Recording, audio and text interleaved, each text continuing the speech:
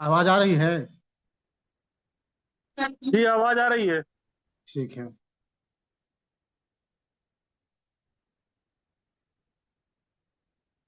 आज की जूम चर्चा में आप सबका स्वागत है। आप सबको मेरा नमस्कार। आज का दिन शनिवार है, इसलिए हम समसामयिक विषय पर बात करेंगे। आज हमने हाल ही में आए उत्तराखंड राज्य के उत्तरकाशी जिले में राली नामक क्षेत्र में आए आपदा पर बात करेंगे। आज हम इस आपदा पर चर्चा करेंगे, साथ ही साथ इसके विभिन्न पक्षों पर भी बात करेंगे। हमने जिन बिंदुओं को शामिल किया है चर्चा के लिए, वह है कि क्या यह आपदा प्राकृतिक या मानवीय हस्तक्षेप है, हिमालयी क्षेत्र में बिगड़ता संतुलन, बढ़ता भौतिकवाद और उपभोक्तावाद, या इसकी या ऐसी आपदा से निपटने के लिए तैयारियां। ये जो बिंदु है, हम इन पे बात करेंगे। सबसे पहले हम जानते हैं आपदा के बारे में। मंगलवार दोपहर 1:30 बजे उत्तराखंड राज्य के उत्तरकाशी जिले के राली नामक क्षेत्र में सैलाब आया। हुआ ये कि लगातार बारिश हो रही थी। वहां पे जो भागीरथी की सहायक नदी है, खीर गंगा, उसके ऊपरी जलग्रहण क्षेत्र में बादल फटने से पानी का बहाव तेज हो गया। और जब पानी का बहाव तेज हुआ, उसने सैलाब का रूप ले लिया। और वह सैलाब शहर में घुसा, उसने भारी तबाही की। अभी तक तो जान माल का कितना नुकसान हुआ है इसकी पूरी जानकारी हो नहीं पाई है। फिर भी कहा जा रहा है कि किस सैकड़ों लोग मारे गए हैं और धन की भी काफी हानि हुई है। उस दिन हार दूध का मेला लगा हुआ था, अतः उस दिन भीड़ भी काफी थी, इसीलिए नुकसान ज्यादा हुआ।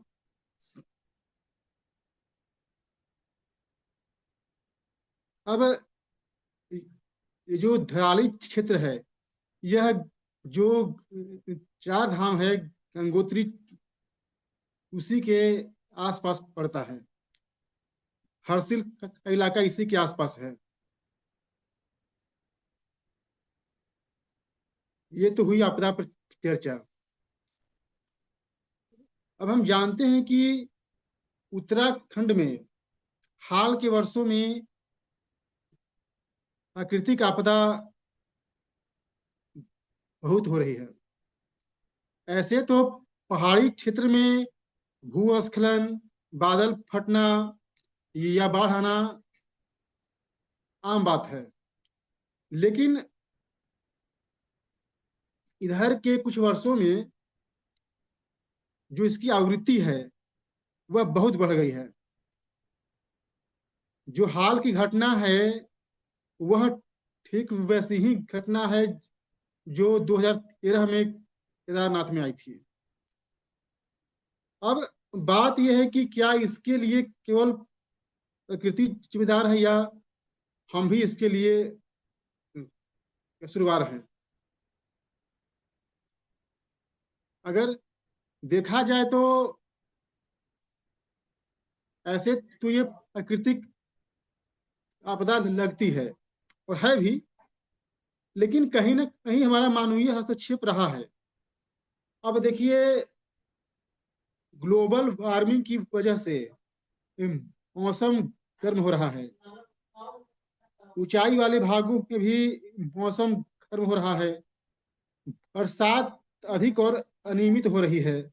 इसके कारण ये समस्याएं आ रही हैं।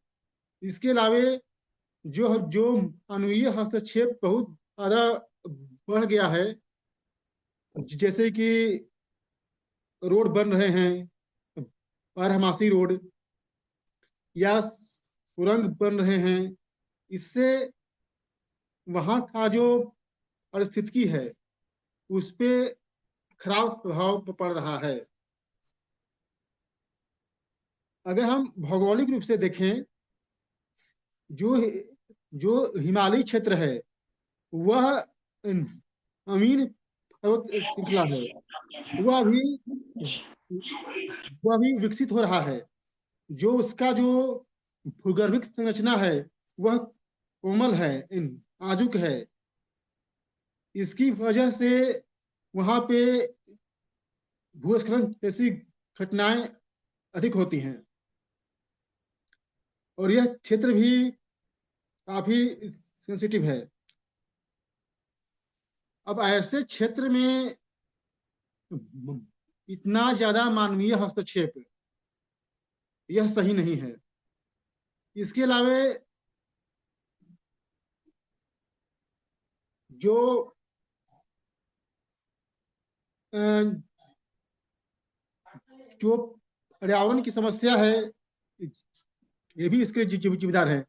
मतलब हमारा कहना यह है कि प्राकृतिक आपदा तो है, लेकिन कहीं ना कहीं हमारा भी इसमें योगदान है। ग्लोबल वार्मिंग की वजह से मौसम में बदलाव हो रहा है, अनियमित वर्षा और भूस्खलन हो रहे हैं, जिससे ये समस्याएं आ रही हैं। एक बात इसमें और है कि हिमालयी क्षेत्र में जो उसकी पारिस्थितिकी है वह लगातार बिगड़ रही है।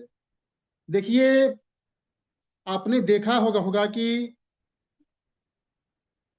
जो रिवर बेड है या जो खेती के लायक ऊंचाई पे जमीन है उस पे घर बन रहे हैं। जब उस पे घर बन रहा है तो वह कहीं ना कहीं गलत है। जब हम रिवर बेड में जो नदी का जल ग्रहण क्षेत्र है उसमें हम अ, घर बना रहे हैं, तो कहीं ना कहीं हम उसके क्षेत्र का अतिक्रमण कर रहे हैं। जाहिर सी बात है, नदी का जो क्षेत्र है वो उस पे बहेगी ही। इसके अलावे जो हमारा भौतिकवाद है, या हम जिस तरह से हम अपने आप को, जो प्रकृति है, हम उसकी उपेक्षा कर रहे हैं, ये भी एक कारण है। हिमालय का जो क्षेत्र है या उसका जो वातावरण है, पर्यावरण है, वह बाकी भाग से अलग है। देखिए, विकास के नाम पर वहां पे सड़कें बन रही हैं या बाकी चीजें हो रही हैं, लेकिन हमें समझना पड़ेगा कि जो विकास का मॉडल दिल्ली में चल रहा है वह पहाड़ों पर नहीं चल सकता। हमें जो वहाँ की भौगोलिक परिस्थितियां हैं या जो वहाँ की संस्कृति है उसके अनुरूप ही हमें अर्थव्यवस्था का निर्माण करना होगा, वरना ये दिक्कतें आएंगी।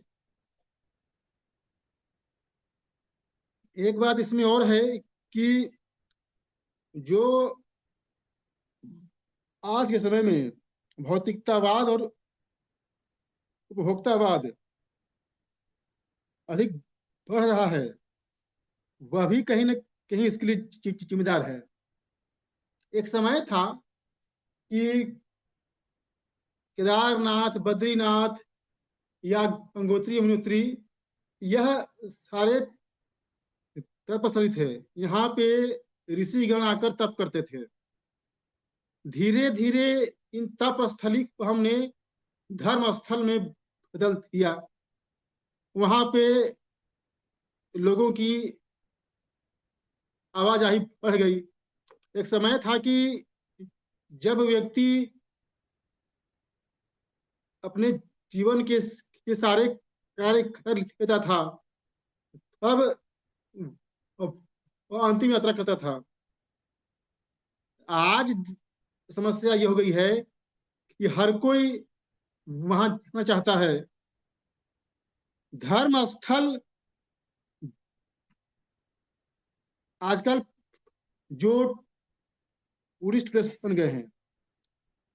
आज आप किसी भी धर्म स्थल पे जाइए, वह पर्यटन क्षेत्र का रूप ले चुका है। और इसमें जनता के साथ साथ सरकार भी बराबर की भागीदार है। यहाँ तक कि मैं तो कहूंगा कि सरकार ही इसके लिए जिम्मेदार है।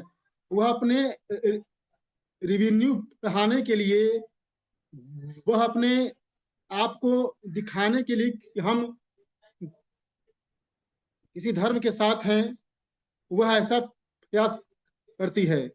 वह इसमें भूल जाती है कि जो उसकी मर्यादा है, जो तप स्थली है या धार्मिक स्थल है, उसकी मर्यादा को हम भंग कर रहे हैं। देखिए, मैं 2016 में गया था बद्रीनाथ है, और 2017 में गया था केदारनाथ है। मैंने देखा कि वहां पे लोग धूम्रपान कर रहे हैं और उनमें धार्मिकता का बिल्कुल अभाव था।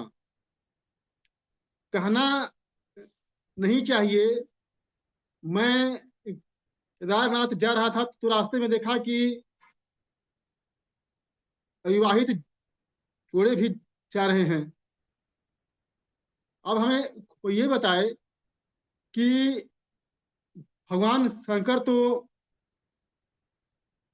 इस तरह के रिश्ते में विश्वास करते नहीं थे। अब जब ऐसे लोग जाएंगे तो फिर उनकी क्या दशा होगी। मतलब धार्मिकता का बिल्कुल अभाव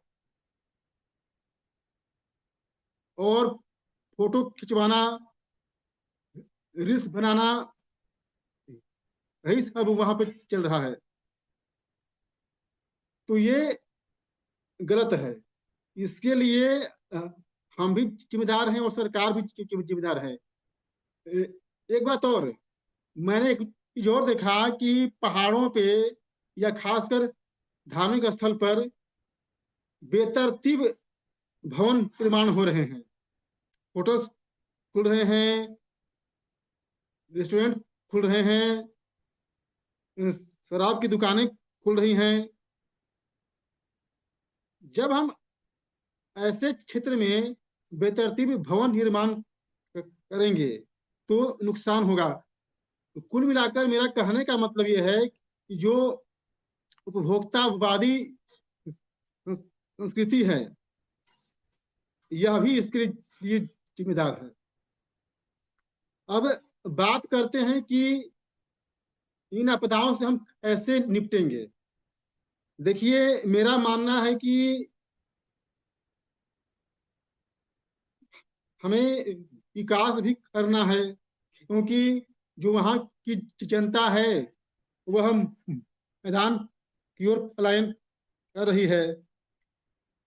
हमें इसका भी ध्यान रखना है। लेकिन हमें यह भी देखना है कि हम विकास का वो ढांचा अपनाएं जो वहाँ की पारिस्थितिकी को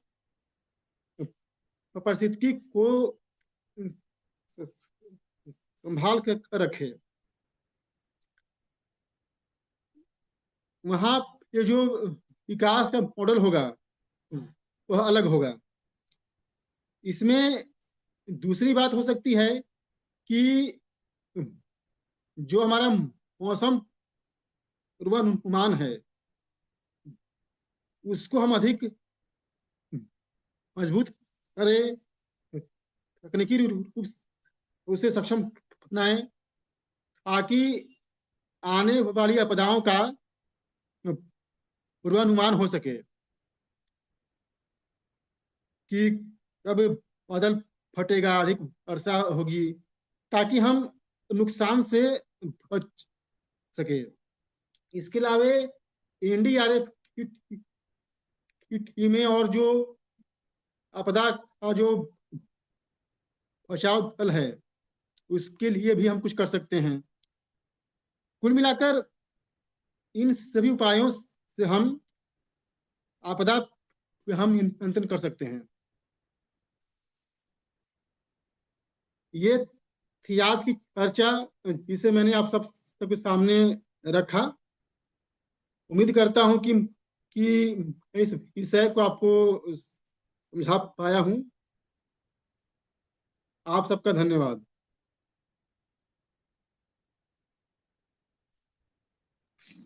बाकी के साथी बताएं।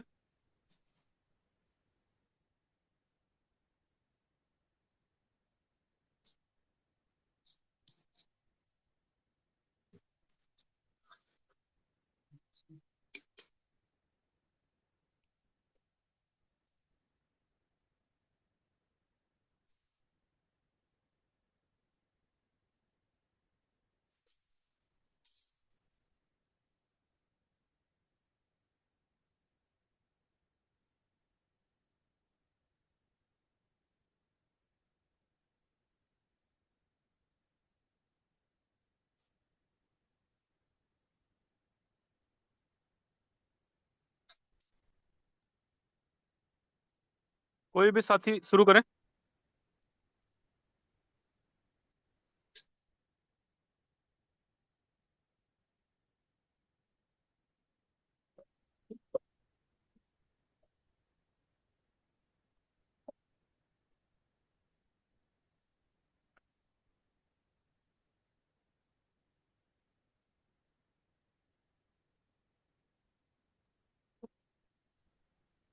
चलिए मैं थोड़ा सा इस विषय पर रख देता हूँ। देखिए, मुझे लगता है कि प्राकृतिक आपदाओं का आना एक बहुत साधारण सी बात है, और इस सृष्टि के आरंभ से हो रहा है। पृथ्वी पर उथल पुथल तो चलती ही रहती है। हम निर्माण न करें तो भी इस बात की गारंटी नहीं ली जा सकती कि ये सब उथल पुथल नहीं होगी। गुजरात में भूकंप आया तो भूकंप आना एक स्वाभाविक सी क्रिया है, लेकिन हम लोग जो है परमाणु परीक्षण करते हैं, उनसे भी भूकंप आते हैं। लेकिन जो परमाणु परीक्षण किए जाते हैं तो इस तरह से किया जाता है कि उसे अंडर वाटर किया जाता है, या फिर आप ऐसे निर्जन इलाके में करेंगे, भूमिगत तरीके से करेंगे कि उसका मास इम्पैक्ट नहीं होता है। तो कई मामलों में तो दिखाई देता है कि जैसे भूकंप के मामले हैं, तो मनुष्य अभी इतना शक्तिशाली नहीं हो पाया है कि वो प्रकृति को इतना नुकसान पहुंचा पाए कि हम जो है धरती की आंतरिक संरचना को या उसके टेक्टोनिक प्लेट्स जो हैं उसको हम लोग चेंज कर सकें या वहां से भूकंप आ दिया है। ये सब कुछ होता है सृष्टि के आरंभ से। जब धरती की संरचना को ही देखते हैं, धरती की संरचना इस तरह से बनी हुई है, इसकी उसकी इंटरनल स्ट्रक्चर जो है कि उसमें एक जो उसका इंटरनल पार्ट है वो लिक्विड है, तो वो सारी की सारी प्लेटें तो ऊपर नीचे खिसकती रहेंगी और भूकंप और आपदाएं आती रहेंगी।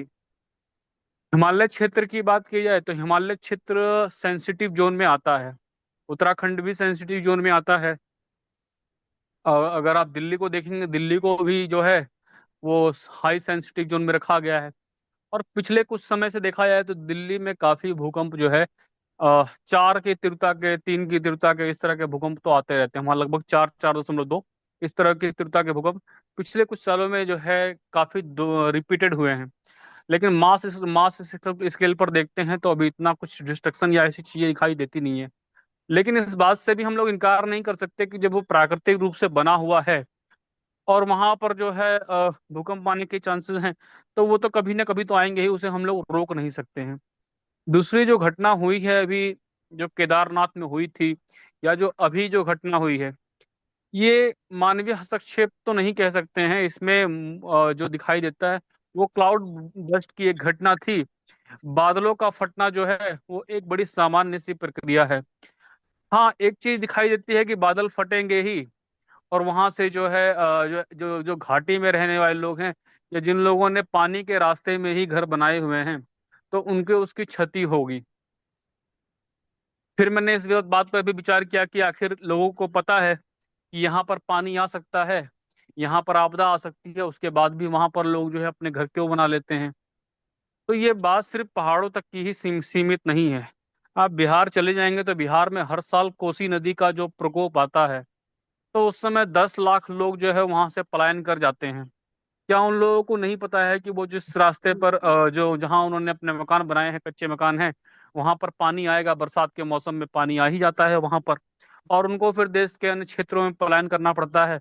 बाद में फिर जब पानी घटता है तो वो दोबारा से आकर के फिर वो लोग दोबारा से बस जाते हैं।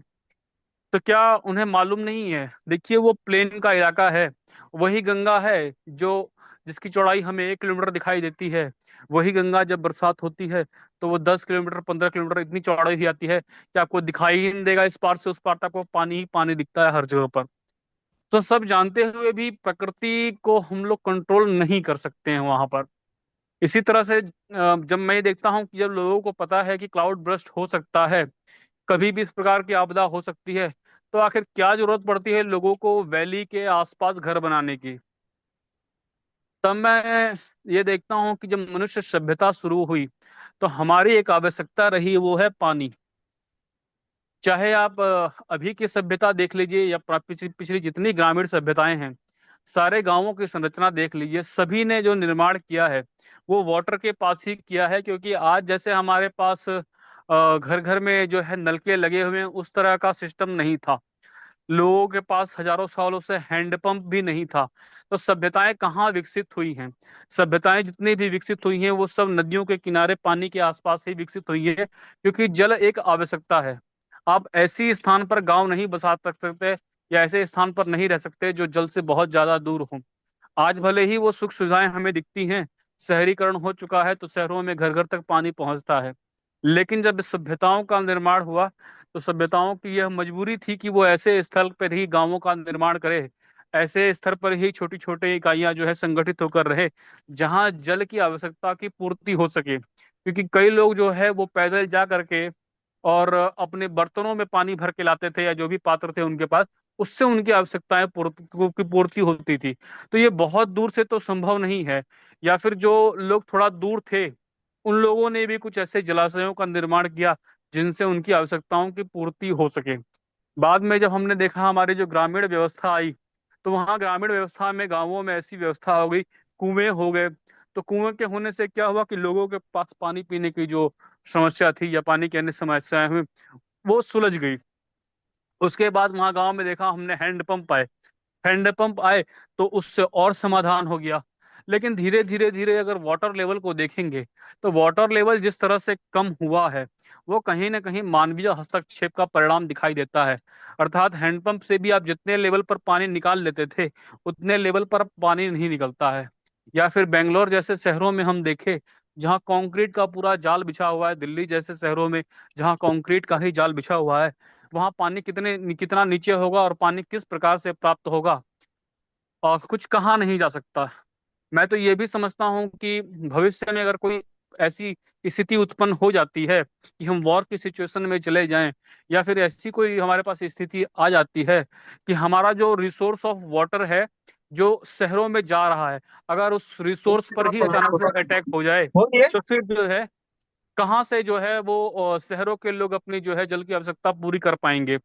आज हम लोग नेट बैंकिंग में या पैसा अपना बैंकों में जमा किया हुआ है, लेकिन मैं देखता हूँ कि कभी ऐसा हो कि इस धरती के ऊपर अगर सोलर फ्लेयर्स का अटैक होता है, और सोलर फ्लेयर्स का अटैक होता है हमारा अगर इलेक्ट्रॉनिक सिस्टम सारा फेल हो जाता है, तो आज जो हम डिजिटल ट्रांजेक्शन कर रहे हैं, जो हमारा सारा रिकॉर्ड है, जो सिस्टम है कंप्यूटराइज है, जो सब कुछ डिजिटल हुआ है, इसको कितना समय लगेगा कि ये सब कुछ नष्ट हो जाए।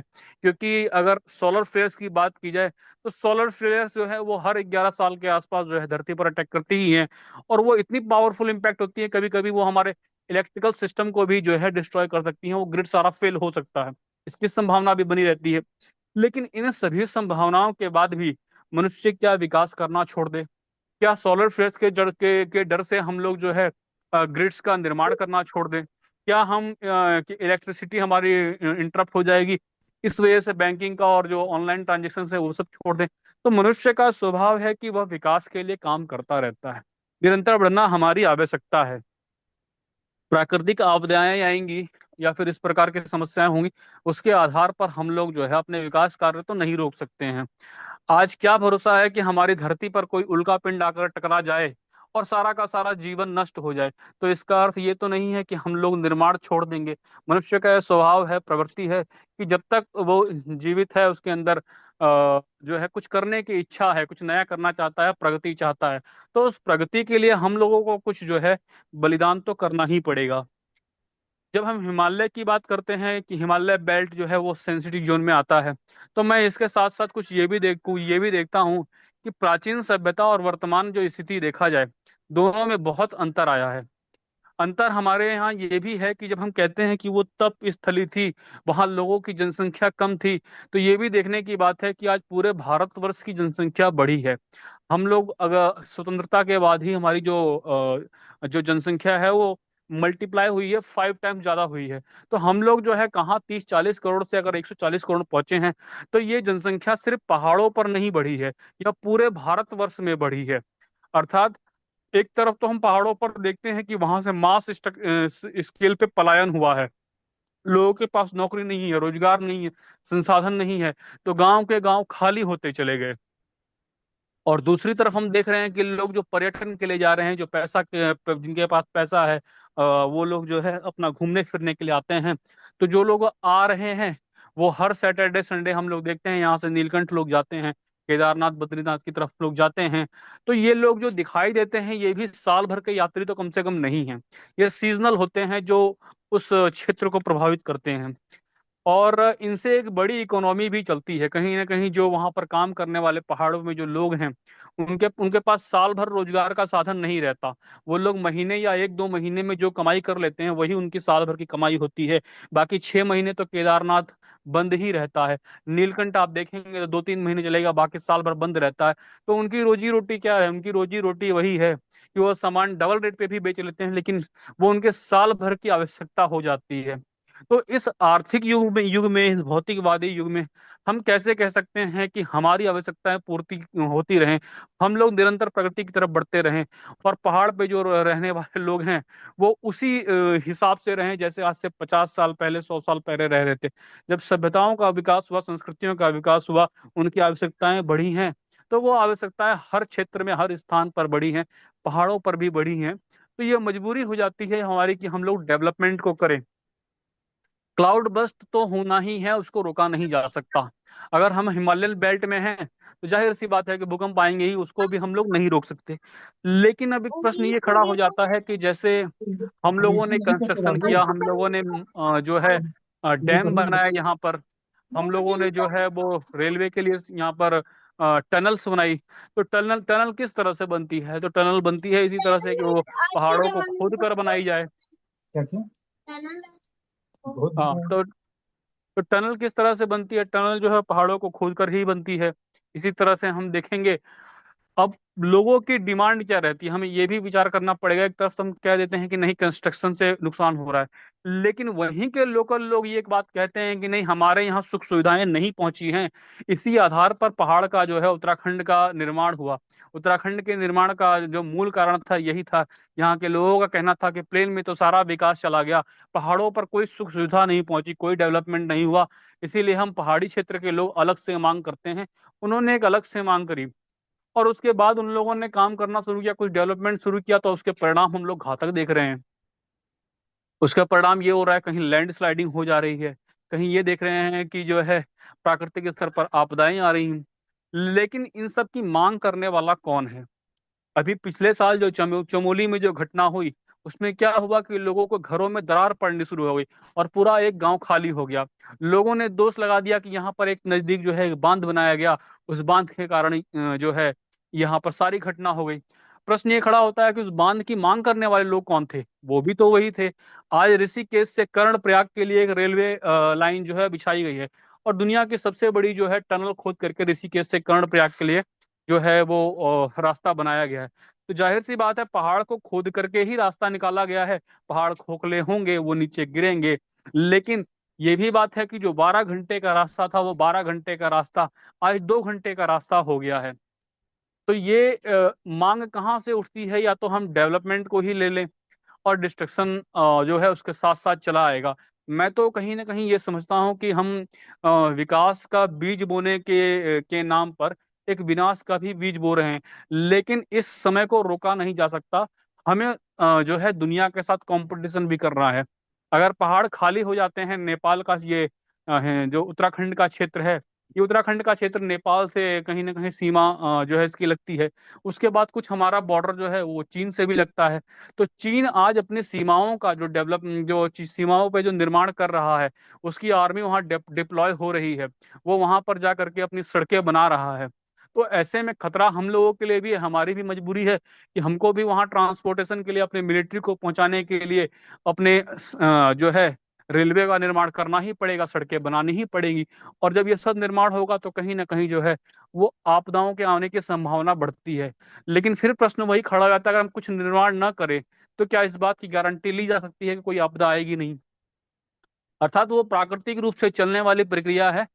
हम लोगों के पास आज इतनी अच्छी तकनीक है कि जब हम लोग किसी चीज का निर्माण करते हैं, किसी डैम को बनाते हैं, या हम लोग टनल को भी अगर खोद रहे हैं, तो हम लोग क्या करते हैं कि वहां पहले उस जमीन का पूरा सर्वे कर लेते हैं, उस इस इकोसिस्टम की पूरी स्टडी करते हैं। ये देखते हैं कि अगर इस जगह पर निर्माण होगा तो कितने लंबे समय तक चल पाता है, नहीं चल पाता है। वास्तव में हिमालयन बेल्ट जो है वो बहुत सेंसिटिव तो है, ये बात तो माननी पड़ेगी। लेकिन सेंसिटिव होते हुए भी हमारे पास विकल्प क्या है? कंस्ट्रक्शन को रोका नहीं जा सकता, कंस्ट्रक्शन वहां की डिमांड है। हाँ, कंस्ट्रक्शन में और डिस्ट्रक्शन में बैलेंस कैसे बनाया जाए, उस पर एक विचार किया जा सकता है। और मुझे लगता है कि आज की जो तकनीकी है वो काफी हाँ, हद तक जो है हमें उसमें सपोर्ट करती है। लेकिन उसके बाद भी क्योंकि प्रकृति है और प्रकृति अपना विकराल रूप दिखाती है, मनुष्य का इतना सामर्थ्य नहीं है कि वह प्रकृति को रोक सके। इसीलिए हम लोगों ने इस तरह के समस्याओं से निपटने के लिए एनडीआरएफ की स्थापना की है। गुजरात में जब भूकंप आया तो हमने देखा वहां पर एनडीआरएफ ने कितना अच्छा काम किया। कुछ राज्य ऐसे हैं जो सक्षम हैं, वो अपनी व्यवस्था या वो जो भी आपदाएं आती हैं उसमें निपटने में सक्षम है। लेकिन कई राज्यों को सेंटर से भी सपोर्ट की जरूरत पड़ती है। वही पैसा जो हमारा टैक्स का पैसा जाता है, उसी टैक्स के पैसे से वो एक आपदा प्रबंधन केंद्र का भी निर्माण करते हैं। और ये सारी समस्याएं आती हैं। लेकिन घाटी में रहना या पानी के पास रहना, ये लोगों की जब हम देखते हैं कि जब संस्कृतियां बसी, तो ये उनकी आवश्यकता थी, मजबूरियां थी। और जो हजारों साल से गांव बस गए, लोगों ने फिर उसके आसपास जाकर के दूसरी जगह पर बसाने की जगह वहीं पर रहना शुरू कर दिया। तो इस कारण से हो सकता है कि वैली में उनकी कुछ आवश्यकताएं रही हों, क्योंकि जिस तरह से आज पानी हर जगह पहुंच जा रहा है, ऐसा पहले नहीं था। तो इस कारण से, इस मजबूरी से मुझे दिखता है कि ये चीजें लोगों ने वहां बनाया होगा। और जाहिर सी बात है कि पानी अपना विकराल रूप लेगा, तो वो जरूरी नहीं है कि उसका कोई रास्ता फिक्स है। उसे तो जो रास्ता मिलता है वो रास्ता जो है वो पानी बना लेता है। अगर वो प्लेन में भी निकलेगा तो आप देखेंगे 1 किलोमीटर की गंगा 5 किलोमीटर 10 किलोमीटर की हो जाती है। उसमें कुछ किया नहीं जा सकता है। लेकिन फिर भी जो हमारे पास तकनीक है आज, जो हमारे पास व्यवस्थाएं हैं, उनसे हम बचने का प्रयास करें। जितनी स्टडी है उस स्टडी को हम लोग उसका यूज कर सकते हैं, कैसे बचा जाए। तो कुछ ना कुछ हमारे पास प्रबंधन के लिए होना चाहिए। और हम लोग यह भी ध्यान दें कि कंस्ट्रक्शन भी बहुत जरूरी है, विकास होना भी बहुत जरूरी है। उस विकास के विपरीत परिणाम क्या आएंगे, उनको पहले से हम लोग अगर आकलन कर लें और उसको रोकने का प्रयास कर लें तो अच्छा है। लेकिन ओवरऑल देखा जाए तो हर चीज अपनी दिशा में चल रही है, ना करें तो भी कुछ ना कुछ होने की संभावना है। तो मुझे लगता है करना बहुत जरूरी है। जी, बाकी के साथी बताएं।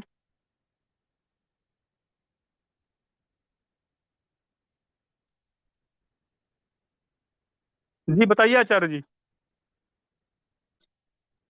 जी जी। धन्यवाद सभी साथियों, नमस्कार, प्रणाम बाबा। देखिए, आपने काफी विस्तार से बात रखी, लेकिन दो तीन बातें इसमें और सोचने वाली हैं। प्राकृतिक आपदाओं को तो नहीं रोका जा सकता, लेकिन उसका बचाव किया जा सकता है, हानि कम की जा सकती है। और इसको हम एक बात से देखें, जहाँ पहाड़ी क्षेत्रों की बात बहुत सारी आई है, आपने जैसा बताया था, तो मैं भी दो चार बार गया हूँ यात्रा के रूप में। और उस यात्रा का कोई उद्देश्य धार्मिक या आध्यात्मिक नहीं था। मित्र मंडली के साथ में जैसे नैनीताल है, मंसूरी है, या इधर इस तरह से दो चार जगह जाना हुआ था। बाकी यात्राएं धार्मिक रही पहाड़ी क्षेत्रों की। तो मैंने देखा कि वहां बिजनेस पॉइंट के स्तर से जो पहाड़ी क्षेत्र के न होकर के, जैसे जब हम नैनीताल गए थे तो एक होटल में रुके थे, तो मेरा स्वभाव है बातचीत करना, लोगों से मिलना जुलना। तो उनसे बातचीत की। वो मैनेजर वगैरह जो है और वहाँ जो व्यवस्था चला रहे थे, वो इधर सहसवान साइड के, बदायूं डिस्ट्रिक्ट के ही निकले थे, क्योंकि थोड़ी आवाज पहचानी। तो मैंने पूछा कि ये होटल का मतलब कैसे, क्या आप नौकरी करते हैं, कैसे? तो बोले, हाँ नौकरी तो करते हैं, लेकिन एक हमारे और भाई हैं यहाँ पर, हमने पांच लोगों ने इस होटल को जो है वो किराए पर ले लिया है। मतलब वार्षिक वार्षिक हम जो है 14 लाख रुपए देते हैं, बाकी सारा खर्चा हमारा है अपना। मतलब सारा बिल विल सब हम देके मालिक को 14 लाख रुपए देना है। ऐसे उनके होटल यहाँ पे तीन हैं। मैंने कहा वो कहाँ के रहने वाले हैं? तो बोले वो आगरा के हैं। तो पहाड़ों पर जो बहुत सारा बढ़ाया गया है इस तरह का, वो बिजनेस पॉइंट, और जो लोगों का पैसा है उन्होंने उस तरह से देखा कि लोग यहाँ पर घूमने आते हैं। मनुष्य का एक स्वभाव होता है कि वो जो है कुछ ऐसी चीजों को देखना चाहता है, और लाइफ से काम में कुछ व्यस्तता रहती है। तो तीर्थ यात्रा, वैसे तो ये विषय थोड़ा अलग हो जाएगा, ब्यातिक में लेके जाएं तो तीर्थ क्या है ये सब